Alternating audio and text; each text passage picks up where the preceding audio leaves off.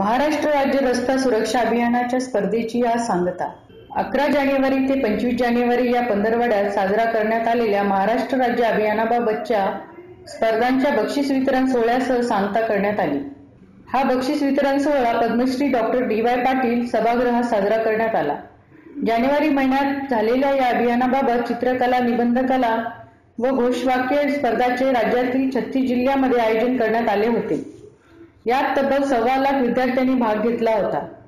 राज्याचे गृह राज्यमंत्री डॉक्टर रणजित पाटील हे या कार्यक्रमाचे प्रमुख पाहुणे होते।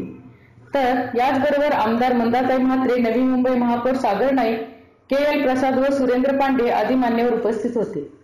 तसेच होणाऱ्या अपघातामध्ये तरुणांची संख्या जास्त असते, त्यामुळे शालेय वयातील असे उपक्रम राबवून मुलींच्या मनावर अपघाताबाबत जागरूकता निर्माण व्हावी यासाठी असे उपक्रम महत्त्वाचे ठरतात, असे राज्याचे गृहराज्यमंत्री डॉक्टर रणजित पाटील यांनी सांगितले।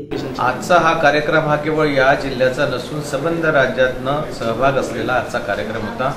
या राज्यातल्या सगळ्या प्राथमिक, माध्यमिक, उच्च माध्यमिक शाळेतल्या निवडक विद्यार्थ्यांचे 29 जिल्ह्यातल्या सगळ्यांचा सहभागातनं त्यांचे पोस्टर्स असतील, त्यांचे निबंध असतील, त्यांचे बाकी चित्रकला असेल, या सगळ्यांच्या माध्यमातून आपण संबंध राज्याला याच्यामध्ये इन्व्हॉल्व केलेला आहे। कारण त्यांच्या सहभागातनं कार्यक्रम झाला, त्यांच्या सहभागातनं कार्यक्रम झाल्यामुळे त्यांना कुठेतरी या उद्या येणाऱ्या आणि आपण रस्त्यावर चालत असताना आपण काय नियम पाळायला पाहिजे, कुठली स्वरक्षा, सुरक्षा आणि समाजरक्षा या तिघांचाही निरोप या मेसेज या कार्यक्रमातून जातोय।